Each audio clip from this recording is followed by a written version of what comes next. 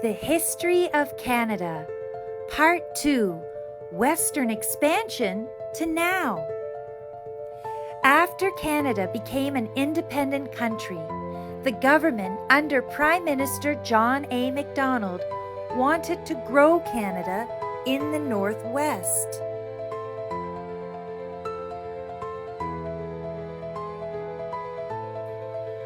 But the Métis in Manitoba did not want to be part of Canada. So they fought against the Canadian government. Their leader was Louis Riel.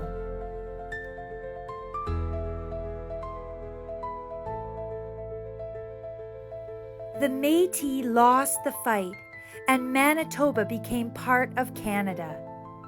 The Canadian government also started the Royal Canadian Mounted Police, or RCMP, to control northwestern Canada.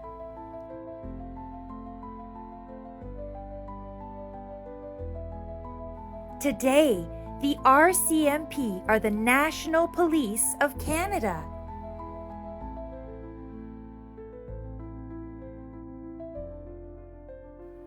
Around this time, the Canadian government put many Indigenous children in residential schools to teach them English and Western culture. The children were separated from their families and treated badly. The government apologized in 2008.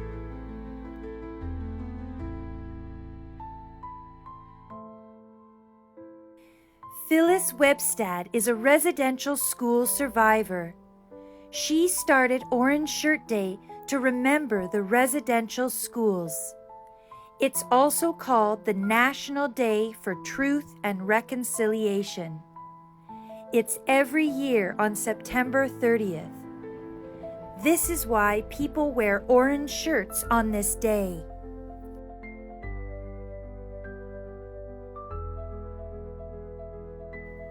In the late 1800s, the Canadian government wanted to grow the country more, so they built a railway to the west coast.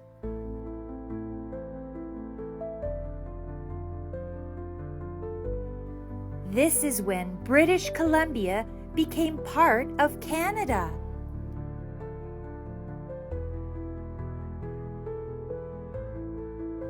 We still use this railway in Canada today for trade and travel.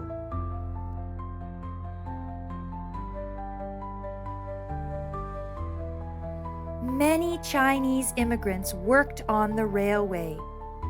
This is why many Canadian cities have Chinatowns. But Chinese people face discrimination and bad treatment. The Canadian government apologized in 2006.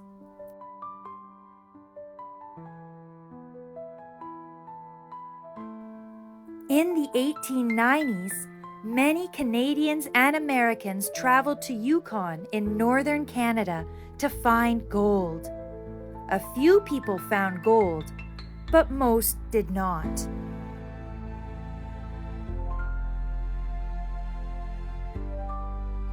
This is when Yukon became a Canadian territory. Mining is still an important industry there.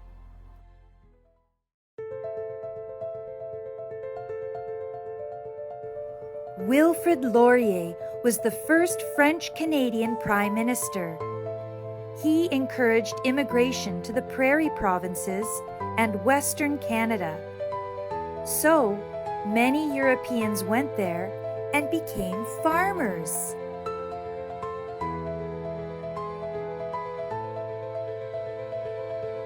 You can see Wilfrid Laurier on the Canadian $5 bill.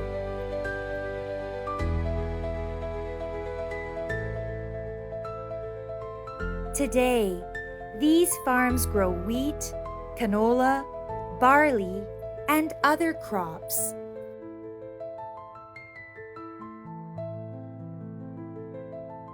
Many people from India came to Canada to work in fishing, railways, and forestry. They were paid less than European workers and faced discrimination.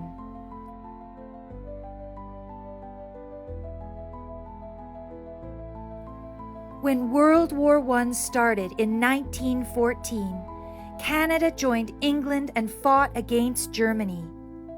600,000 Canadians fought.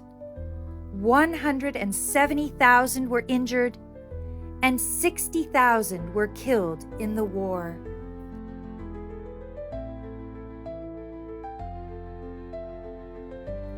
During World War I, the Canadian government made more than 8,000 immigrants from places near Germany, like Ukraine, go to work camps. The government thought they were all enemies. The government apologized in 2005.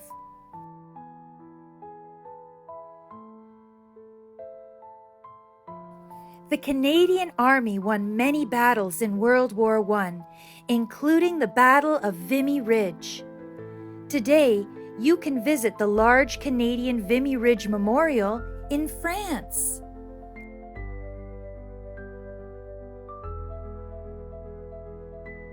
World War I ended at 11 o'clock a.m. on November 11, 1918. England won. Today, November 11th, is Remembrance Day. We remember the soldiers in World War I and other wars. We have a moment of silence at 11 o'clock a.m. on this day. We also have parades and ceremonies.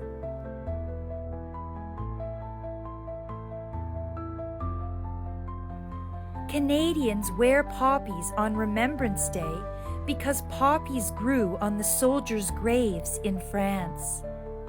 A Canadian soldier named John McCrae wrote a poem about this called In Flanders Fields. We often read this poem on Remembrance Day.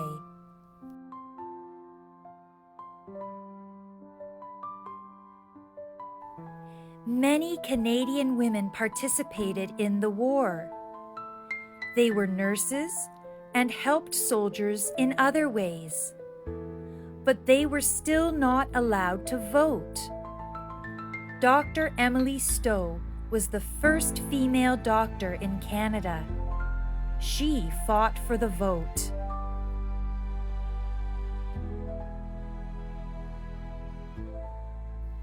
The Canadian government let many women vote in 1918, but not all women, and not even all men.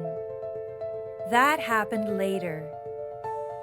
Agnes MacPhail became the first female government leader. Today, all Canadian citizens have the right to vote and be government leaders.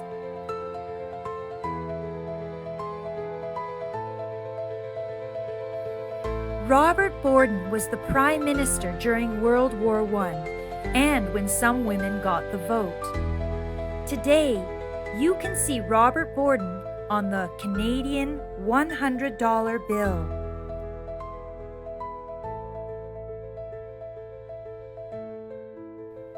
In the 1930s, life was difficult.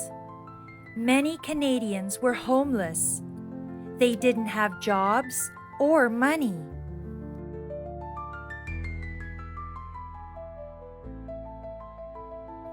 At this time, the government started the Bank of Canada to help manage money in Canada.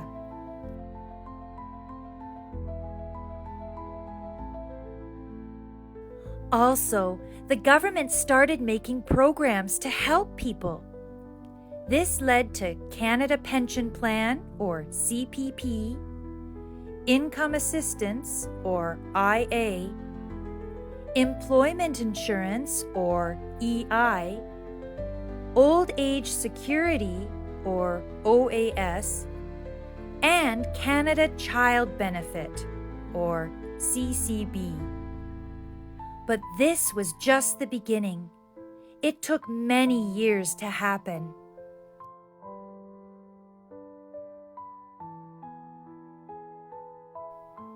In World War II, from 1939 to 1945, more than 1 million Canadians fought against Germany and Japan.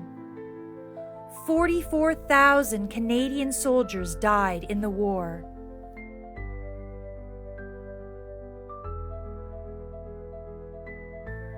The Canadian Army won an important battle against the Germans in France. It was called D-Day. A year later, the war was over. Germany and Japan lost.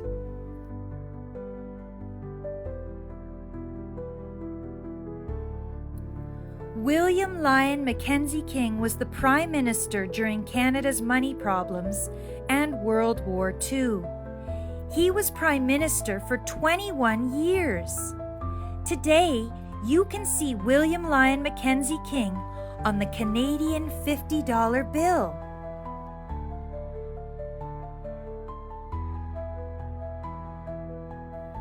During World War II, the government made Japanese Canadians leave their homes and go to prison camps because Canada was at war with Japan. The government apologized in 1988.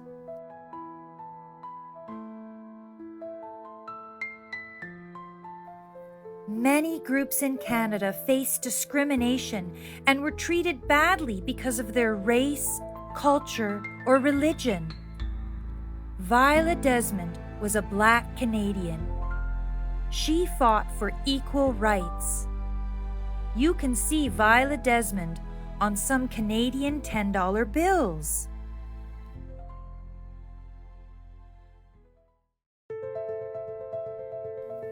After World War II, Canada and other countries around the world joined the United Nations, or UN. The UN is an international peace organization.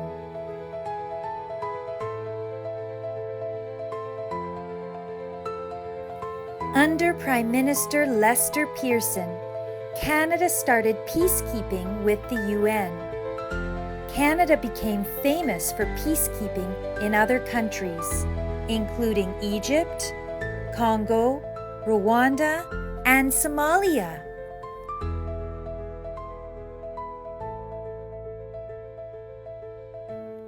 Life got better for many people in Canada after World War II. People had homes, more money, and better jobs. Oil was discovered in Alberta. This made a lot of money.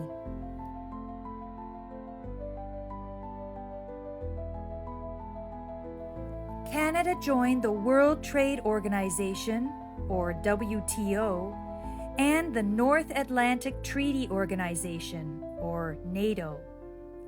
This helps Canada trade with other countries.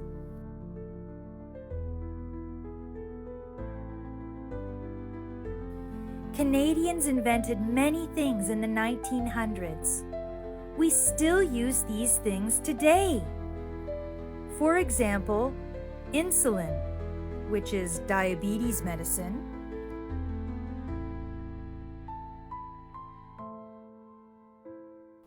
pacemakers, these devices help the heart,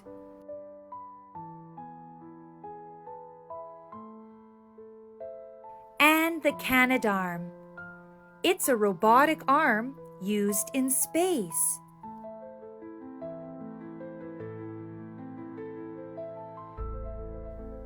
French-Canadian Joseph Armand Bombardier invented the snowmobile. A snowmobile is a sled with a motor.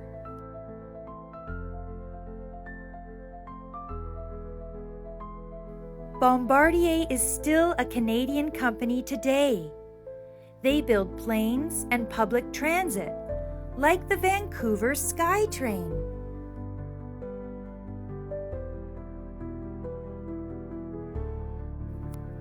Mike Lazaridis and Douglas Fragan created the BlackBerry, an early smartphone.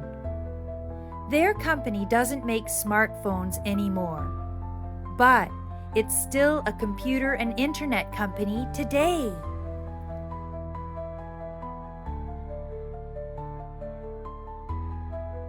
A lot happened in the 1960s.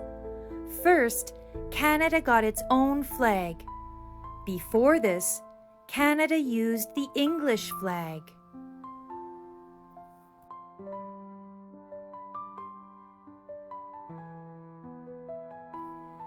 Second, politician Tommy Douglas fought for free health care for everyone. This is why a lot of health care in Canada is free today.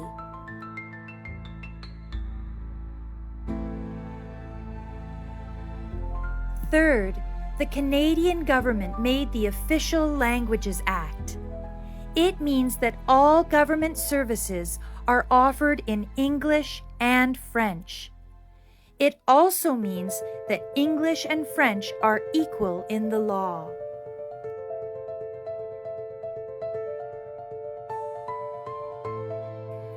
In the 1980s, O Canada became the Canadian national anthem. 100 years before, Adolphe Basile Routhier wrote the original words in French, and Calixa Lavallée wrote the music.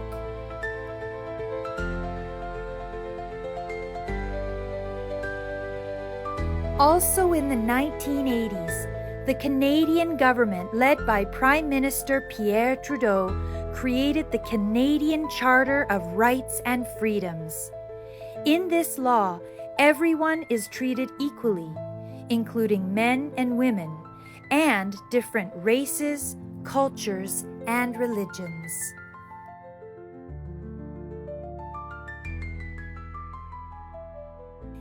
In the 1990s, Canada joined the North American Free Trade Agreement, or NAFTA. This helps Canada trade with the U.S. and Mexico. Now it is called the U.S.-Mexico-Canada Agreement, or USMCA.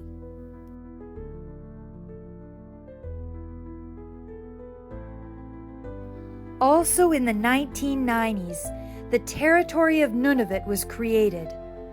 The Inuit lead this territory and keep their own culture and languages alive.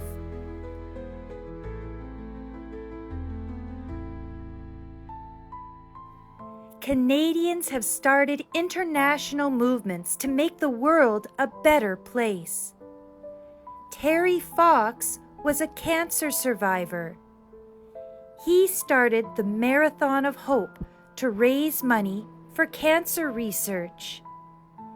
Terry Fox runs happen around the world every September.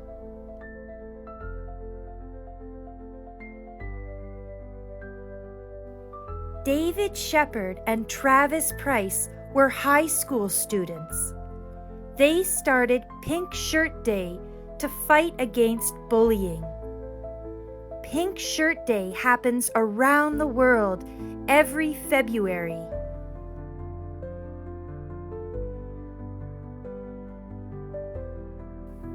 Canada has taken many refugees in the 1900s and 2000s. For example, about 40,000 Jewish survivors from Germany and other European countries after World War II,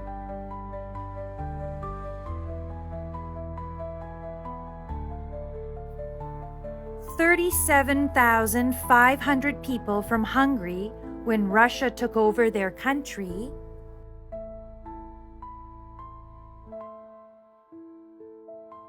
200,000 people from Vietnam who escaped their country by boat after the Vietnam War ended,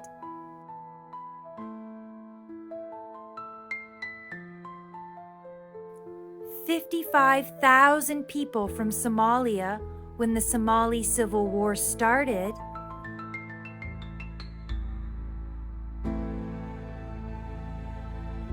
10,000 people escaping violence, discrimination, and poverty in Colombia,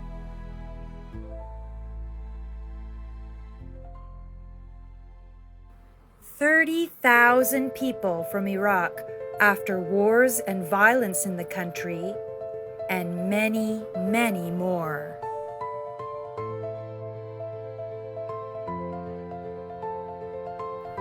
When Justin Trudeau became Prime Minister of Canada in 2015, the country accepted many refugees and newcomers, including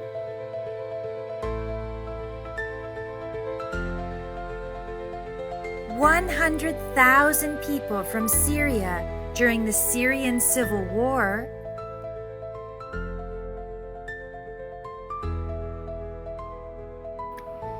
55,000 people from Afghanistan after the U.S. Army left the country,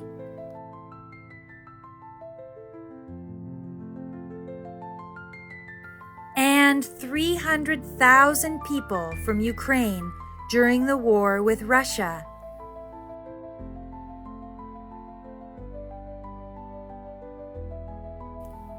Many people immigrate to Canada in different ways and for different reasons. Right now, Canada's top 3 immigration countries are India, China, and the Philippines.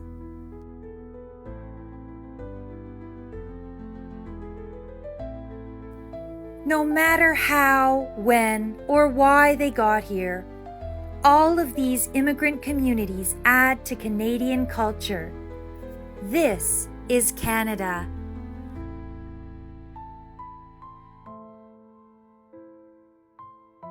How much do you remember?